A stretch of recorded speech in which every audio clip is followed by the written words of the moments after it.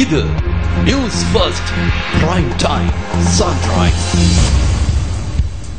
வணக்கம். நீங்கள் இணைந்திருப்பது இலங்கையின் முதற்தர செய்தி வழங்குனர் நியூஸ் ஃபர்ஸ்டின் காலை நேர பிரதான செய்திகளுடன் உங்களுடன் இணைந்து கொள்ளும் நான் கௌதமி நந்தபாலா.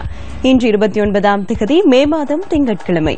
மலர்ந்திருக்கும் இந்த நாள் உங்கள் அனைவருக்கும் இனிய நாளாக அமைய வாழ்த்துக்கள். முதலில் இன்றைய தலைப்புச் செய்திகள்.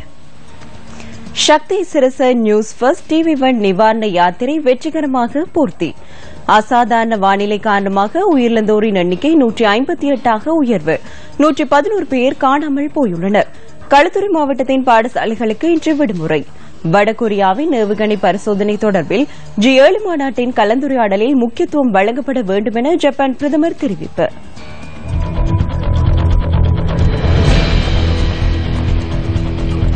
இனி விரிவான செய்திகள். இயற்கை அனர்த்தத்தால் பாதிக்கப்பட்ட எமது உறவுகளுக்கு நேசக்கரம் நீட்டும் வகையில் ஆரம்பிக்கப்பட்ட சக்தி சிரச நியூஸ் ஃபர்ஸ்ட் TV1 நிவாரண யாத்திரை இன்று அதிகாலை வரை தொடர்ந்து முன்னெடுக்கப்பட்டது.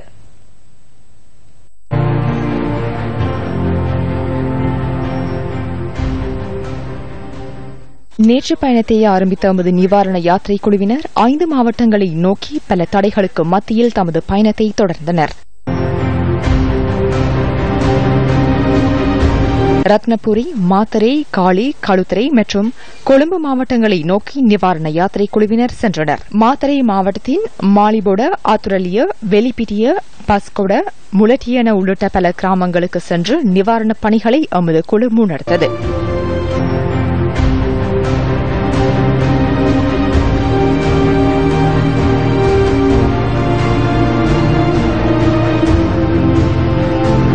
இதேவேளை காலி மாவட்டத்தில் பத்தேகம, வெலிவிட்டதி வித்துர உள்ளிட்ட கிராமங்களுக்கு நிவாரணங்கள் பகிர்ந்தளிக்கப்பட்டன.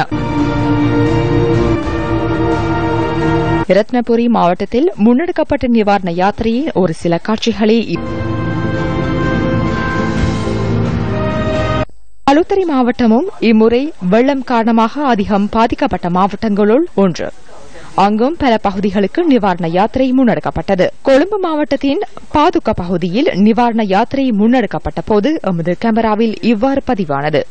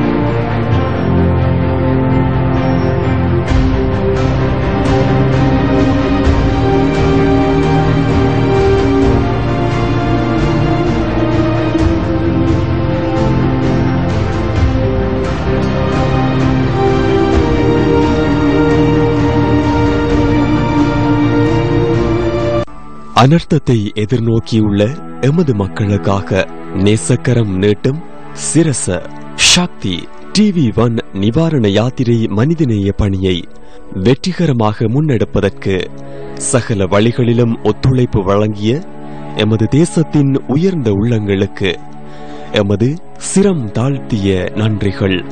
அனர்த்தத்திற்குள்ளான மக்களை மீட்டெடுக்கும் உன்னத பணியில் ஈடுபட்டுள்ள முப்படையினருக்கும் இலங்கை போலீசாருக்கும் எமது நன்றிகள்.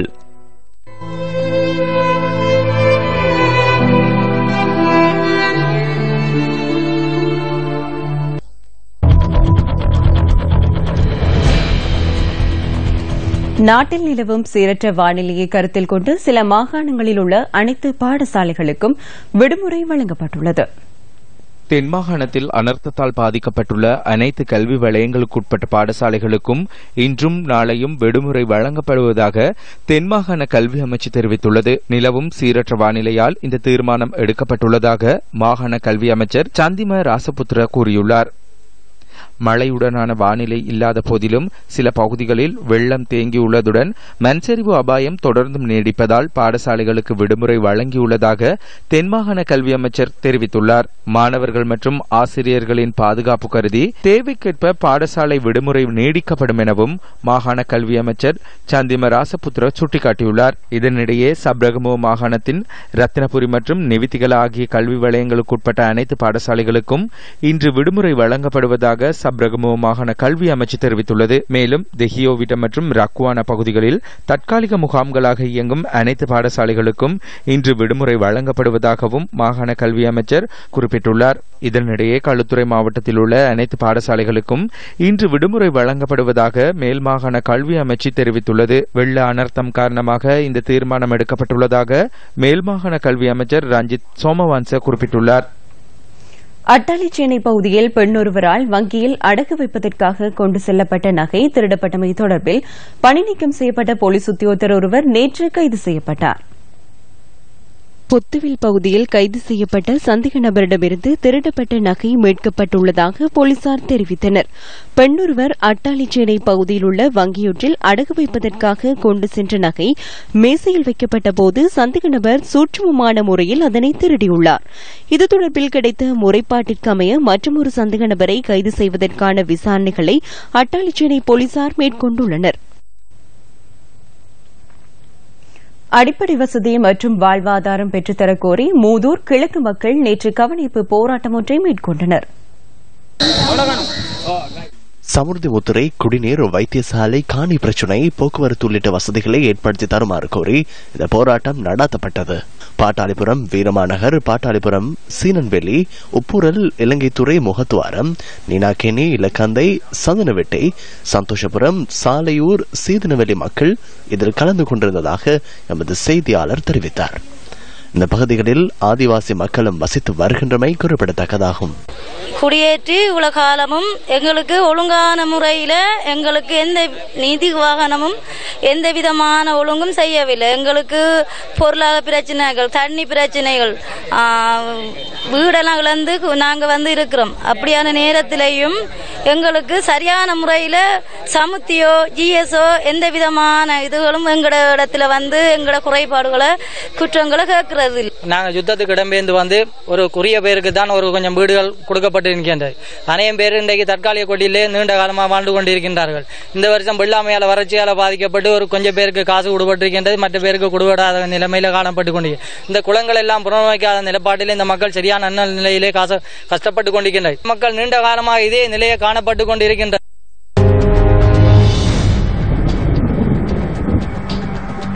இன்றைய நாளுக்கான வானிலை தொடர்பான தகவல்களுடன் இணைந்து கொள்கிறார் வானிலை அதிகாரி கே. சூரியகுமார். வங்காள விரிகுடா கடலில் தோன்றியிருந்த தாளமுக்கமானது தற்போது சூறாவளியாக வலுவடைந்து இலங்கையை விட்டு அப்பால் நகர்ந்து கொண்டிருக்கின்றது. இதற்கு மோரா என பெயர் சூடப்பட்டுள்ளது. இந்த மோரா சூறாவளியின் தாக்கத்தினால் இலங்கையின் அநேகமான பகுதிகள் மேக மூட்டமாக காணப்படும் என்று எதிர்பார்க்கப்படுகின்றது. இலங்கையின் சில பிராந்தியங்களில், முக்கியமாக மத்திய மலைப்பிரதேசத்தின் மேற்கு சரிவுகளிலும் இலங்கை தீவை சுற்றுள்ள கடல் பிராந்தியங்களிலும் மணித்தாலத்துக்கு 80 கிலோமீட்டர் வேகத்தில் இடையிடையே சற்று பலமான காற்று வீசும் என்று எதிர்பார்க்கப்படுகின்றது. மேற்கு, சப்ரகமுவ, தெற்கு, மத்திய, வட மேற்கு மாகாணங்களில் மழை அல்லது இடியுடன் கூடிய மழை காணப்படும். சில பிரதேசங்களில் 100 மில்லிமீட்டர் மழைவீழ்ச்சிக்கும் அதிகமான மழைவீழ்ச்சி பதிவு செய்யப்படும் என்று எதிர்பார்க்கப்படுகின்றது. புத்தளம் முதல் கொழும்பு, காலி ஊடான அம்பாந்தோட்டை வரையான கடல் பிராந்தியங்களில் மழை அல்லது இடியுடன் கூடிய மழை காணப்படும். கடல் பிராந்தியங்களில் காற்றின் வேகமானது மணித்தாலத்துக்கு 40 கிலோமீட்டர் முதல் 50 கிலோமீட்டர் வரையான வேகத்தில் தென் மேற்கு திசையிலிருந்து காற்று வீசும். இந்த காற்றின் வேகமானது சில சந்தர்ப்பங்களில் புத்தளம் முதல் காங்கேசந்துறை ஊடான திருகோணமலை வரையான கடல் பிராந்தியம் மற்றும் காலி முதல் அம்பாந்தோட்டை ஊடான மட்டக்களப்பு வரையான கடல் பிராந்தியங்களில் மணித்தாலத்துக்கு 60 கிலோமீட்டர் முதல் 70 கிலோமீட்டர் வரையான வேகத்தில் அதிகரித்து வீசுவதன் காரணத்தினால் இந்த கடல் பிராந்தியங்கள் கொந்தளிப்பாக காணப்படும். எனவே மீனவர் சமூகம் மற்றும் கடல்சார் தொழிலாளர்கள் தமது கடல் நடவடிக்கையின் போது அவதானம் செலுத்துமாறும் கேட்டுக் கொள்ளப்படுகின்றார்கள்.